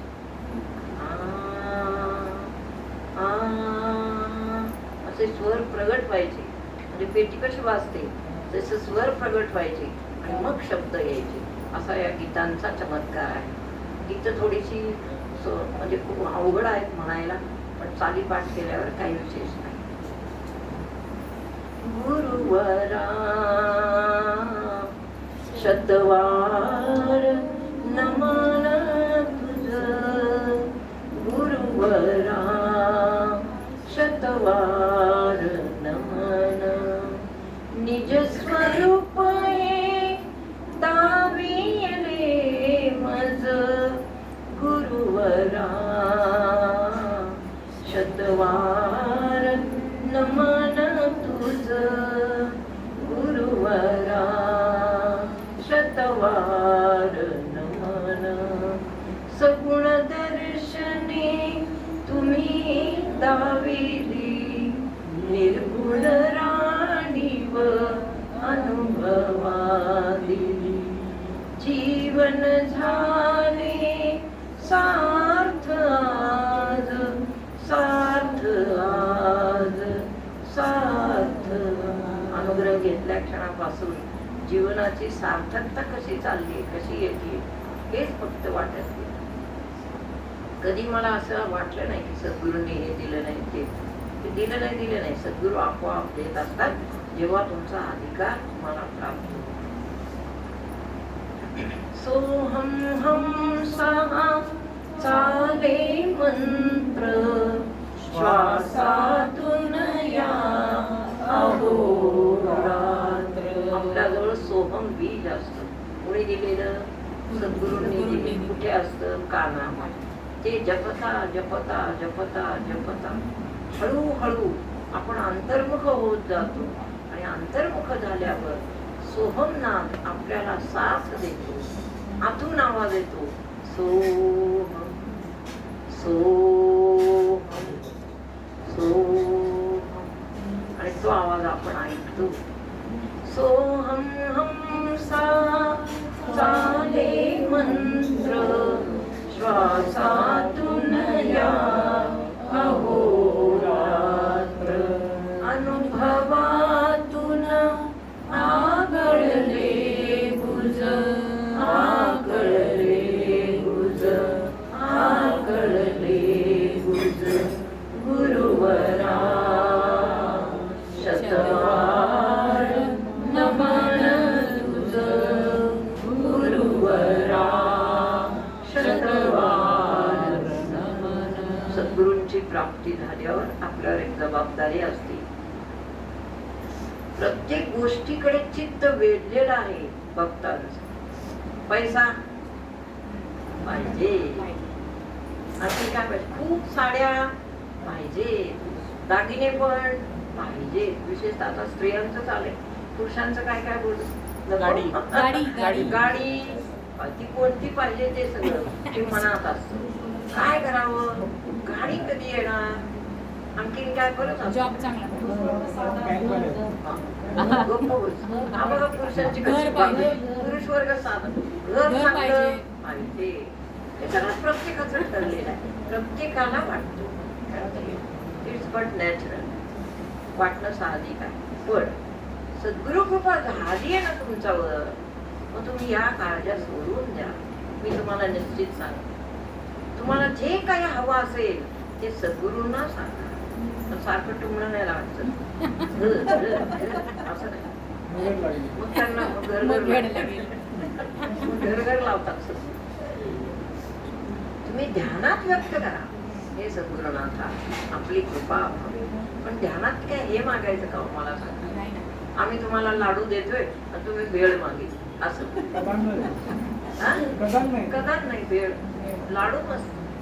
तसं अध्यात्म साधनेमध्ये सर्व आयुष्य भरून पुरून मला ईश्वर देईल किंवा सद्गुरु देतील. कळलं. सोहम हम सा चाले मंत्र श्वासातून या अहोरात्र, अनुभवातून आगळले. आपल्याला संसारामध्ये अनुभव येतात. सद्गुरूंचं नाव घेतलं आणि बाहेर पडले आणि माझं एक काम लगेच झालं, असे अनुभव आहेत. संसारातले अनुभव देतातच सद्गुरूंना, पण त्यांचं एक मत असतं, नुसते या इहलोकीच्या संसारामध्ये नको डोळे धूर भरून राहा. किती कर्म केल्यावर काय होईल मला याच्यावर मी एकदा बोलणारच आहे, अशा मोठ्या सभेमध्ये बोलणार आहे. आज राहिले राहू द्या, विषय बाजूला ठेवा. किती काय काय केल्यावर काय काय होईल. आता खूप वेळ झालाय म्हणून आटोपत येते. खूप आहे माझ्याजवळ बोलण्याचा. पहा, एकदा तरी वाटावं आपल्याला सद्गुरूंनी अनुग्रह दिलाय ना, त्याचं काय आहे बघू तरी कर. ते म्हणतात ना ध्यान करा, ध्यानाला बसू बर. ध्यानाला किती वेळा बसायचं असतं, एकदाच तीनदा बसता ना. एकदाच किती वेळा कोण 3 वेळा ध्यान करत. नाही बाबा आता. ते वर्षातून 3दा म्हटलं. 3.5 मुहूर्तावर. हे तो बात बडी झूठ आहे, हे बडी झूठ बात. कळलं तुम्हाला. किती वेळा काय काय केल्यावर प्रपंचातलं सारखं लक्ष देऊ नका. प्रत्येक गोष्ट तुमच्या पुढे सद्गुरू हजर करणार आहे. किंवा त्याच्याही पेक्षा मोठी गोष्ट आपल्या आयुष्यात आपल्याला मिळून जाईल. कळलं तुम्हाला. जाऊ दे, आता मी एवढं आत्ता नाही सांगत, नंतर पुन्हा एक प्रवचन याच्यावर करेल. वैराग शिष्याला काय मिळालं, अनुग्रह देऊन. वैराग्य येतं. फार मोठी देणगी आहे वैराग. का लागतं वैराग्य? वैराग्याचा अर्थ काय सांगा. संसारापासून थोडं आली. हा, संसारापासून थोडं आली. यांना यायला लागलं. तुमच्याच कृपेत. बरं, हुशार झाली. वैराग्य याचा अर्थ थोडं थोडं थोडं थोडं आपली वृत्ती अलिप्त होत जाते, थोडी, जास्त नाही. हा? हा, संसारात. थोडा अनासक्त योग, थोडा. की आपल्याला आतापर्यंत कोणी काय दिलं होतं नाही. कितीतरी जन्म घेऊन आपण आता आलो, आपल्याला माहित नाही. एका जन्मात आपण किडामुंगी होतो, वाचता किडामुंगी. दुसऱ्या जन्मात आपण जरळ झालो, तिसऱ्या जन्मात पाली झालो, चौथ्या जन्मात बेडूक झालो, 84 लक्ष किती सांगू. 5व्या जन्मात कोला झालो, 6व्या जन्मात सिंह झालो, 7व्या जन्मात काय काय तर विंचू झालो. किती जन्म आहेत? 84 लक्ष प्राणी. तितकं फिरून एकदाच मनुष्य जन्म आहे. ही गोष्ट आता एक नंतर सांगेल, काय काय नंतर ते तुम्ही लक्षात ठेवा. इतकं सगळं फिरून मग मनुष्य जन्म देतो. आता तरी पाहू असं म्हणून मनुष्य म्हणून टाकतो आपल्याला. आता तरी पाहू शहाणा होतोय का नाही, मग मनुष्य म्हणून टाकतो. तर मनुष्य झाल्यावर मनुष्याला सगळे वेगळेच फाटे फुटतात, नाही का? वेगळे फाटे फुटतात. ठीक आहे, आता आवर्त घेते. म्हणून भक्तीत आल्यावर सद्गुरुनाथ आपल्याला वैराग्याचं वरदान देतात. म्हणतात बाळा ध्यान करू, बाकीचं सगळं नंतर पाहू. ध्यान कर. हा कसा केला ना, नुसता हात नसतो तो, आशीर्वाद. फोकस. कशा असा किरण किरण आणि कोणती किरणं असतात गुरूंच्या हातामध्ये? वैराग्याची. तुमच्या कोणाच्या डोळ्याला दिसत असेल दिव्यत्व तर तुम्ही इथे मागे बघा, सगळं आहे मागे, दिसायला पाहिजे तुम्हाला किरण. कधी याची दिव्य दृष्टी? हेमंतभाई, कोणाकोणाला दिसतंय हात वर? काय काय दिसतंय सांगा, काय काय दिसतंय सांगा. सूर्यकिरण सारखा सूर्यकिरण. किंवा वैराग्याचं दान मागायचं गुरु. देवा असू दे, माझा संसार आहे, मी तो सगळा छान करीन, काही दुर्लक्ष करणार नाही, पण तुमच्या प्रेमाचं मला प्रेम म्हणजे काय? वैराग्य. थोडीशी अलिप्त, थोडी म्हणजे मनात यावं की मी ध्यान करावं, मी असं करावं, हे मनात यावं. वैराग्याचे मज वरदान यशस्वी प्रगटे हरकार्या. ध्यान करताना ढोंग करू नका आणि गुरूंना खोटं सांगू नका. मला ना माऊली 2.5 तास ध्यान लागू दे, सांगितलं लागला तर शोधत, न लागून सांगू नका प्लीज. तसं सांगितलं ना मग ध्यानच काढून घेईल सद्गुरूंना. ती एक शक्ती आहे. प्रेमल जग याच्यासाठी, सर्व येण्यासाठी प्रेमलने काय केलं माहिती? म्हणजे मी काय केलं?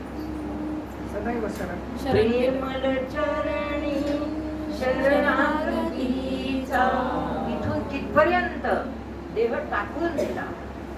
प्रेमल चरणी शरणागतीचा चढविते हा मंगल साज, मंगल साज, मंगल साज, मंगल साज. गुरुवरा शतवार नमन तुझ, गुरुवरा शतवार नमन, शतवार नमन, शतवार नमन. या गाण्याचा अर्थ पाहणी आणि मला पुढच्या वेळेस सांग. शतवार नमन नमन मन श्लेष आला. ठीक आहे, पुढच्या वेळेस पाहू. आता मात्र पुंडलिक वरदा हरिविठ्ठल श्री ज्ञानदेव. तुम्हाला भूक नाही लागली? कोणाला भूक नाही का लागली? अजून तरी चिरकर नाही. लागली म्हणून पण करता काय? चिरकर का फिरकर? ठीक आहे, सर्वांनी आता हळुवारपणे आरती होईल सद्गुरूंची. मग हळुवारपणे बाहेर बसा आणि एकेकाने या ठिकाणी हळूहळू. सर्वांना नम्र निवेदन आहे, श्रींची महाआरती या ठिकाणी संपन्न होत आहे. आजचा महाआरतीचा मान आपल्या विद्यार्थिनी